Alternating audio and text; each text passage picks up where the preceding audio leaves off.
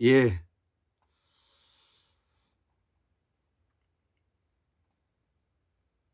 학문 산책 어 55. 예, 학문 산책 어 55번째 그 강의로서 오늘을 우리가 그 제사를 차리다 우리가 제사를 차리다는 말에 대해서 의원을 한번 밝혀 보도록 하겠습니다. 우리가 제사를 지낸다, 지사를 지낸다, 차례를 지낸다, 이런 말을 많이 하고 있죠. 말을 하고 있는데 이 말이 뿌리가 어디에서 와 있는지를 우리가 모르기 때문에 오늘 제가 우리 공우 강사홍 박사님의 이 책을 참고해서 제가 찾아보았습니다. 예, 찾아보았습니다. 그래서 제가 적었던 내용을 바탕으로 해서 한번 정리하고 한번 읽어보도록 하겠습니다. 예, 이 한국문명학술원에서는 한국사를 복원하고 태고사의 재발견을 통해서 우리의 을과 혼을 바로 세우는 데 있다. 자, 그러면 우리는 제사는 임금이 하늘에 제를 올리는 것을 우리가 제사라고 하고요. 우리가 지사라는 말이 맞습니다. 제사, 우리가 부모에게, 일반 백성들이 부모에게 지내는 것을 제사라고 하면 되지 않고요, 지사라고 하는 것이 맞습니다. 그래서 이 지사는 일반 백성이 조상에 올리는 것을 우리가 지사라고 합니다. 자, 불교에서 말하는 우리가 차례라는 말이 있죠. 불교에서 말하는 차례는 우리가 알고 있는 차례와는 다른 것입니다. 우리가 설명절 때 제사상을 차례 지낸다고 하지 않습니까? 이 차례 지낸다는 것을 불교에서는 뭐냐면은 차례를 해가지고 어느 그 선불교 연구소에 있는 그 스님께서는 그 차례를 뭐냐면은 불교에서는 육고기를 쓰지 않고 식물성 고기, 식물성을 많이 하기 때문에 차자를 써가지고 차례라고 말을 하시는데 그 말씀은 의원의 기초에서도 맞지 않는 말이기 때문에 한번 다시 한번 이렇게 고쳐보고자 합니다. 자, 그래서 이 차례는 뭐냐면은 그 불교에서 말하는 이 차례와는 관계가 전혀 없는 것이고요. 우리가 차례라고 하는 것은 우리가 차리다는 산스크리트 어원에서 출발했다는 말을 제가 말씀을 드리고자 하는 것입니다. 자, 그래서 먼저 이 제사는 돌아가신 분들에게 지나는 것이기 때문에 요거는 기본적으로 우리가 상식으로 알아둬야 될 일입니다.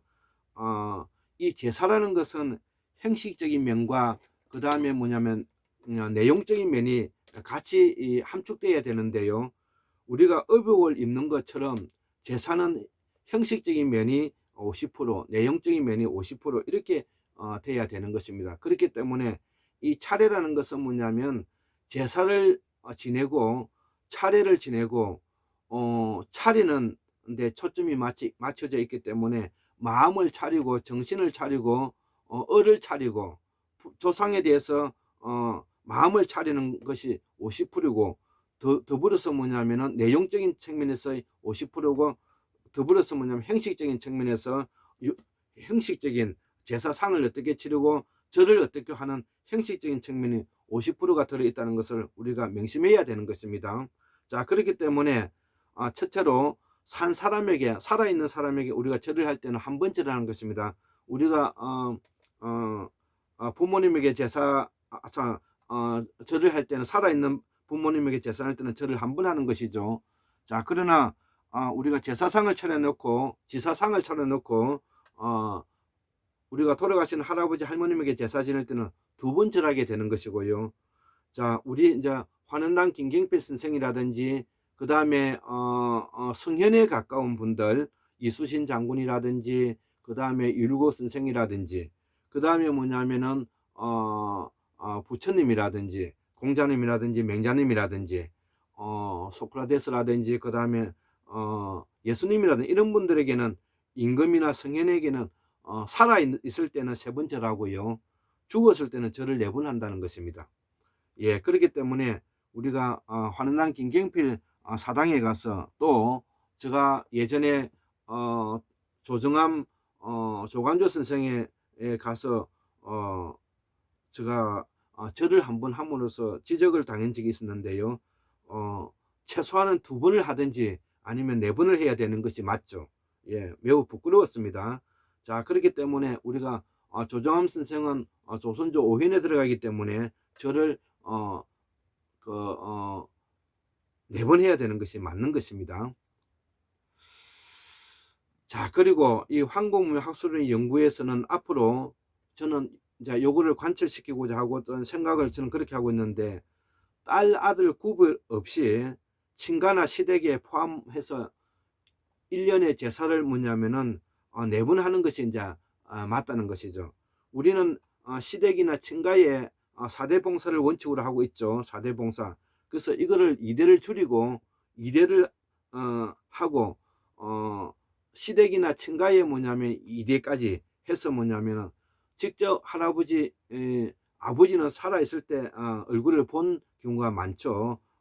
자, 그렇기 때문에 할아버지 할머니까지 뭐냐면은 제사를 2대를 뭐냐면은 지내는 것을 저는 한번 제안해 드리고 싶습니다.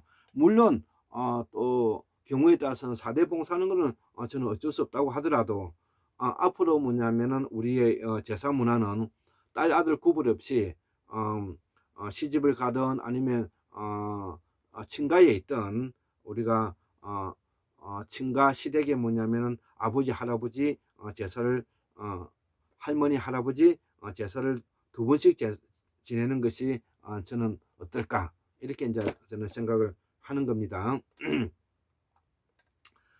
자, 그리고 이제 설과 추석에 이제 제사를 지내게 되면은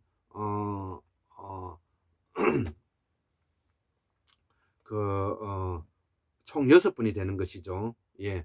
아버지 어머님 2번, 할아버지 할머님 2번, 그 다음에 뭐냐면은 설명절 때 2번, 그러니까 6번이 되는 것입니다.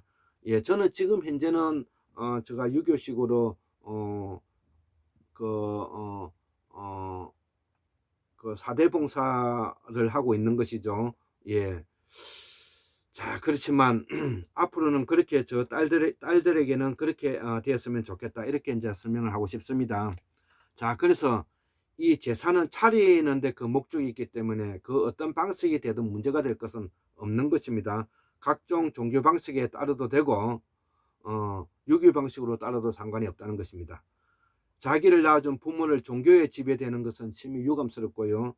예, 부처님을 믿는, 불교를 믿는다고 해서 자기를 낳아준 조상에 대해서 그 예우가 뭐냐면 그에 미치지 못한다는 것은 말이 되지 않는다는 것입니다. 그래서 성현의 가르침을, 이 종교는 성현의 가르침을 따르는 것이 예법을 차리는 것과는 관계가 없다는 것입니다. 그래서 자기 부모, 낳아준 부모에 대해서 제사를 차리는 것은 성현의 가르침을 따르는 것에 대한 예법과는 다르다는 것을 제가 설명드리는 것이고요. 그래서 자기를 낳아준 할아버지 할머님, 아버지 어머님에 대해서 예를 지내는 것은 자신의 혼주를 차리는 것이기 때문에 앞부에서도 언급했지만 우리가 이 제사를 지내고 지사를 지내는 것은 바로 성현에 대한 예법과는 다르다는 것을 제가 구별하는 것입니다. 자, 더불어서 우리의 사상은 우리 앞에서도 언급했지만 우리의 정통 사상은 보사 사상이다 입니다. 그래서 이 보사는 산스크리트 보디사트바에서 온 것이고, 이는 본생으로 해석이 되고요, 우리말 근본이 있는 삶과 관계되는 것이고, 보디가 알다, 인식하게 되다는 말이 된과 사뜨는 산스크리트 SAT는 삭을 틔우다, 생명을 잇다는 말이 되고요, 뜨바는 뭐냐면 만물의 성품을 말하고 사사시 찾는다는 말과 관계되었기 때문에 삭을 틔운다는 말과도 관계된다는 것이죠. 그래서 보디사트바라는 것은 본래에 가지고 있는 태어난 것을 삭을 틔우듯이 생명을 샅샅이 찾아가는 과정이기 때문에 이걸 근본 있는 삶이다. 이렇게 저는 이해하고 있다는 것입니다. 자, 그래서 산스크리트 보디사트바에다가 우리가 차리다는 말을 이제 넣어보면 보디사트바 차리다는 말이 되는데, 이 보디사트바가 바로 뭐냐면은 우리가 차례가 되는 것이고, 그래서 이 보살의 삶에 있어서 정신을 차려서 삭을 틔워서 생명을 가지게 되는 예법을 지키는 것이, 이것이 차례가 된다는 것입니다. 자, 그래서 보디사트바 차리다는 말은 보디사트바 차례가 되는데, 보살이 중생의 마음을 보살핀다는 뜻과도 관계된다는 것입니다. 자, 더불어서 함께 우리말